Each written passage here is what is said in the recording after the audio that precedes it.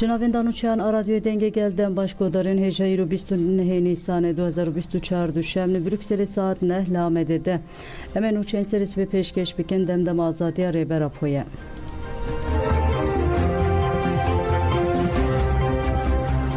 Li Herêma Alîboğazîya Dêrsimê li vû tevgera leşkerî heye. Li Herêma Alîboğazîya li Coltarê navçeyên Xozat, Pulur û Çemit Gazikê yê Dêrsimê li vû tevgera leşkerî heye.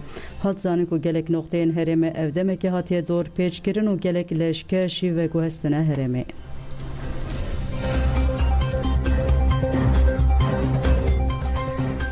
Di toparana li ser kantona Afrin û Şehbayê de du welatî bigiranî birîndar bûn. Dewleta Tirk a dagirker ji sala 2018 ve bajarek Kevnar ey Kurdistanê Afrinê dagir kiriye.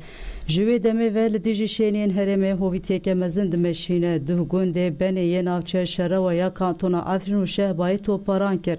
Di êrişê de ciwanê bi navê İbrahîm Biro û welatiyê bi navê Arîf Saîd bigiranî birîndar bûn. Gundiyan ev rakirin nexweşxaneya Afrîn a li gundê Fafinê. Wekêdin artêşa Tirka dagirker gundê Şêx İsayê navçe Rifate jî toparan kir. Herwa di heman kêliyan de gundê Seyadeyê Minbiçê û gundê Hoş ê Herêma Şehbayê jî toparan kirin. Çeteyên Dewleta Tirka dagirker herwa sê welatî jî revandin li gorî agahiyên welatiyê bi navê Mehmed Adil Mihemed, Ahmed Abdulmihemed Salih Hesen hatine revandin. Çavkaniyên xwe cihî diyar kirin ku dema ev kes diçûn serdana xizmên xwe hatine revandin.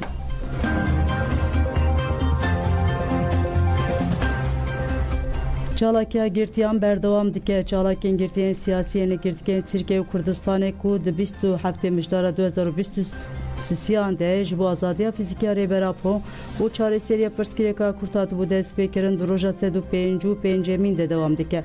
Li ser navê girtiyên siyasî Deniz Kaya da xuyanêk da û got çalakiya me ya greva birçîbûnê nîşan da ku divê ji 4 Nîsanê roja rojbûna rêber Apo ve derbasî qonaqek nû bûye. Em dixwazin bêzanin ku ji 4 Nîsanê û pê ve em ê bi şiyara çalakiya xwe ya ji rêbera porê azadî ji pirsgirêkira Kurd re çareseriya demokratîk bi boykotgirina dadgehan hevdîtina bi malbat û bi telefonê bidomînin.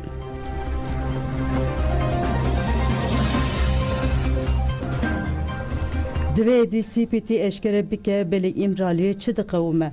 Ji parêzerên Büroya Parîsê Yon Prosper asta hukûqê ya têcîta li İmraliyê û nêzîkatiyên CPTya li ser têcîtê ji Anefere nirxand û got min ev pirsgirêk di konferansa 11 Nîsanê de li Parlemena Awropaya nîziman. Min got armanca bingehên ya bê hukûqnasan ev e ku balê bikişinin ser rewşa giştî û kiryarên li dijî mirovaniyê yên li ser girtiyên siyasî. Ez dubare dikim mercên Abdullah Öcalan li dijî peymana mafê mirovana Awropayê ji vê jî girîngtir tevî ku ew qazdem di ser re derbas bûne CPT hîna jî pêşniyarên xwe yên têkildar İmralê ji raya giştî re eşkere nekiriye. Tu agahî ji birêz Abdullah Öcalan nayê girtin ev yek ji bin pêkirina biryarên dadgeha mafê mirovaniya Awropayê yê têkildarî Öcalan e. Parêzer Yon Prosper destîşan kir ku ji bo hînbûna rewşê geleke girîng e ku rapora İmralê ya dawiya CPTyê bi eşkere kirin. Divê aktorên civakî zanibin li İmralê çi diqewime. Ji bo wê jî pêwîstiya me bi rapora CPT heye. Lewma gelek girîng e ku ev rapor di demeke Kurd de ji raya giştî re bi eşkere kirin. Ji bo dawî li têcîtkirina birêz Abdullah Öcalan beyanîn û saziyên erkdar û wazîfeyên xwe bicih bînin divê li her qadê têkoşîn dewam bike. Ji bo rayedarên Tirk hürmetê nîşanê biryarên dadgeha mafê mirovaniya Awropayê bidin û piştre jî çavdêrên serbixwe garibin mercên İmralê li cih kontrol bikin divê em zextê bikin. Ji bo CPT rapora xwe yê têkildarî rewşa birêz Abdullah Öcalan eşkere bike divê em weke hukûqnaz zextê li CPTyê bikin.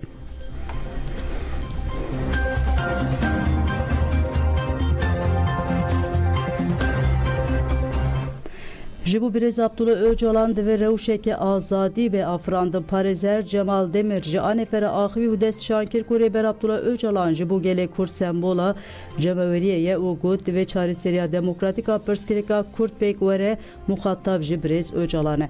Ji bo wê jî divê şert û mercên azadiya wî bêne afrandin. Lê Dewleta Tirkiye vê rastiyê wa jî dike û têcîtê ferz dike. Parêzer Cemal Demir da zanî ku sîstema li İmralê derveyê qanûnê û derveyê însaniyetê ye.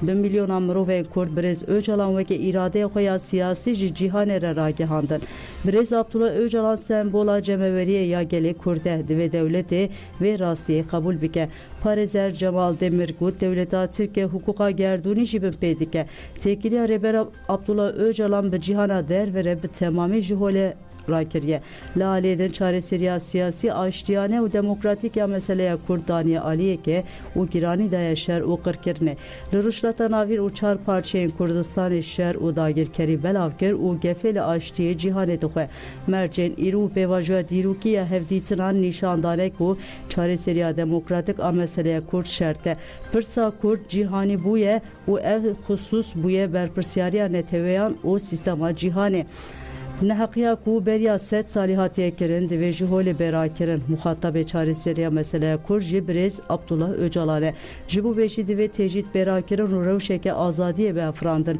لو ما چالاکین کلی دیجی تجید دینه کرن گلکه گرینگن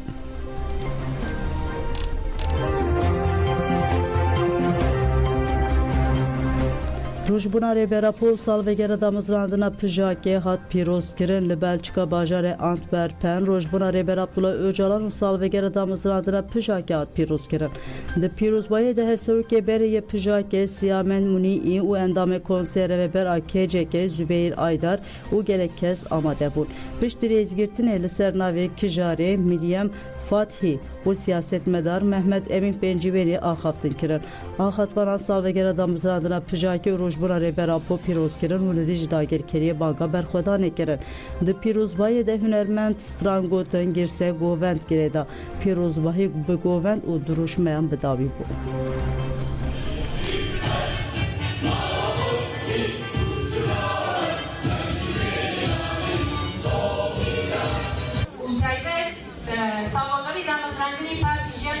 کردستان و روزگاری کردستان که قانون کرده شواهد بدهی‌واری دوای دیان سال خبر کردشان دیان خزان شدید و روزگاری کردستان بسری لازبابو دیوان روزگاری کردستان دا هم برابر کمال اسلامی باید او روزه که زور پیروزه و تایبت که استاتیکل هوا با هفتمین کنگره پارتیجیان آزادی کردستان لچی آزادکانی کردستان دا امروز با همون زور خوشتر و پیروزتر کرد.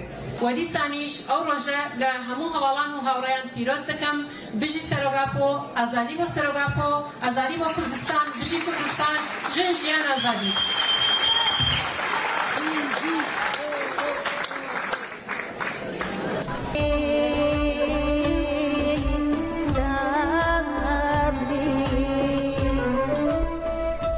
یجکسه هشتمین کنگره خو پیکانی یجکسه به بشداری همو پیکاتین خو هشتمین کنگره خو لسالونا کنفرانس یجدک به لباسل پیکانی پشت ریزگirtine انداما تفگیراجین کورت اروپای تجک سوزدار سیدار اخوی گود konsept aşere teybet ya devletin dagirker u tecita mutlak ya liser reber Abdullah Öcalan tekildari heven.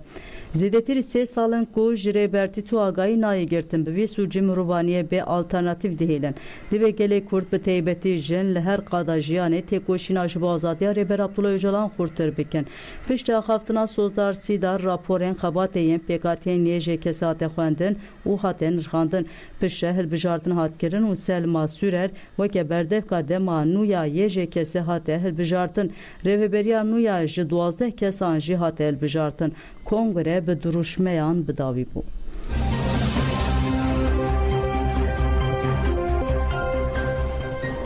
Erdoğan bi serdana xwe dixwaze têkçûna xwe telafî bike siyasetmedar û çavderê siyasî û Muhammed Nasreddin têkildarî serdana Erdoğan ya Iraq û Herêma Kurdistanê ji anefere axivî got Erdoğan piştî ku di kiryarên xwe yên terorîstî di êrişên başûrê Rojava û bi taybetî di hilbijartinên herêmiyên Sûyekê Adarê de têkçû kete nava lêgerînan de. Erdoğan dixwaze di aliyê aborî siyasî û askerî de rûyê xwe spî bike. Serdana Erdoğan ya Iraq û Herêma Başûrê Kurdistanê ji bu ve bu lê tiştek bi dest nexist. Muhammed Nasreddin dazanin ku gelê başûr serdana Erdoğan û xemilandina keleha hewlêrê bi alên Tirkiye kabul nekir û got tiştek gelek girîng ew bû ku Başûrê Kurdistanê serdana Erdoğan ya ji bu hewlêrê bi temamî red kirin û rûreş kirin. Xemilandina keleha hewlêrê bi alên Tirkiyeyê jî weke şermek mezin dît.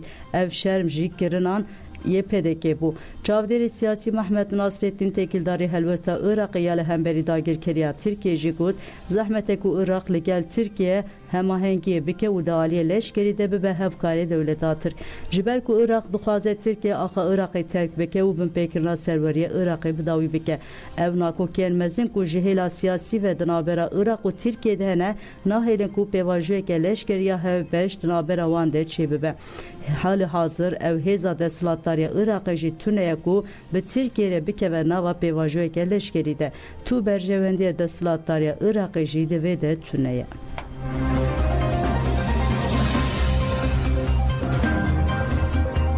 Do operasyona li Dêrazorê de 10 kes hatin girtin, madeyên hişbir û gelek çek jî hatin desteserkirin. Daxuyanê navên de ragihandinê giştiye hêzên ewlekariya hundirûn wiha ye ji bo ewlehiya gel û herêmên me hêzên me di rojên derbasbûyî de ji bo lêgerîna kesên ku di gelek dozan de tên xwestin û radestkirina wan ji bo adalêtê hemleyek da dest pêkirin. Ev hemle li van bajarokan El Hesan, El Cî û El Canînê pêk hatin. Di lêgerîna hêzên me de hêzên me cihê 10 kesên ku dihatin xwestin tespît kirin, operasyoneke berfireh li ser ve şartgehên wan pêk anîn û ev girtin. Ev tê jî li gel wan hatin dîtin û hatin desteserkirin. Sû heft hebên hişbir, 29 gram heşîşa hişbir, sû 4 gram kokaîn, damançeyeke 10 û nîv, 10 carcurên Kaleşnikovek û 150 fîşekên Kaleşnikovê, 178 fîşekên Bixi, 3 roketên leşkerî û gelek malzeme jî hatine desteserkirin.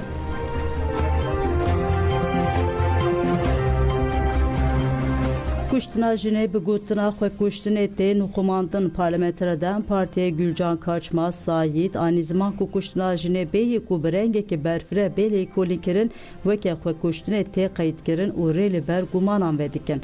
Gülcan Kaçmaz diyar kir ku li Wanê pirsgirêkên jinan roj bi roj zêde dibin û got bi taybetî jin 30 salin dawî de weke qeza û xwekuştinê hatine ragihandin.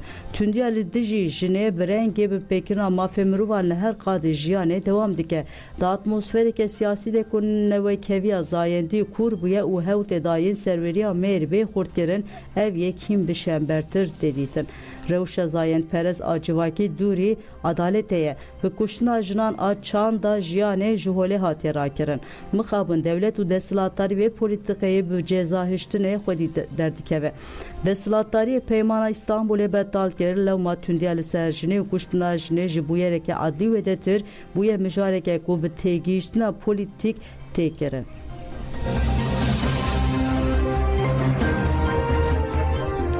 Xeletên Festîvalê Fîlmên Kurd a Düsseldorfê ya yekemîn hate belavkirin. Li Almanya bajarê Düsseldorfê Festîvala Fîlmên Kurd ya yekemîn bi merasima xeletayînê bidawî bû. Di festîvalê de fîlmê Cîran yê Mano Xelîl hêjayî xeleta fîlm a Yılmaz Güney hat dîtin.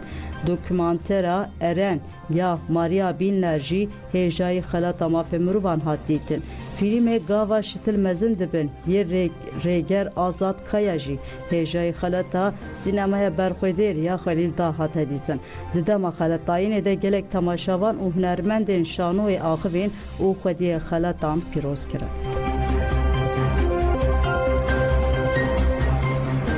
Xwebûn bi manşeta karker da Kevin Qadan derket. Rojnamaya xwebûnê divê hejmara xwe de balkişan ser yekê gulanê roja ketkar û karkeran a cîhanê û cih da manşeta karker da di Kevin Qadan. Rojnamê bi münasebeta yekê gulanê ve hevseruka giştiya keskê Ayfer Koçakre li ser girîngî û wateya yekê gulanê rewşa karker û ketkaran axivî. Rojnameyê di sûrmanşetê de cih da yekîtiya ragihandina jinan yerêje û li ser pêşketina rojnamegeriya jinan rawastiye ye. Nivîskar Sorgül Şêxo di nivîsa xwe de destnîşan dike ku divê rojnamegerê Kurd di destpêkê de êşager û jinan bijî û nas bike paşê li gorî pîvanên rojnamegeriyê dest bi xebata xwe ya vicdanî û ahlaqî bike. Rojnameyê dibin manşetê de jî bi ser navê Kirmanckîya Vera Kurdan Herîşê Gemarînî cih da analîza Qido Kokim balê dikişine ser polîtikayên Erdoğan û Bahçeli ya li dijî gelê Kurd.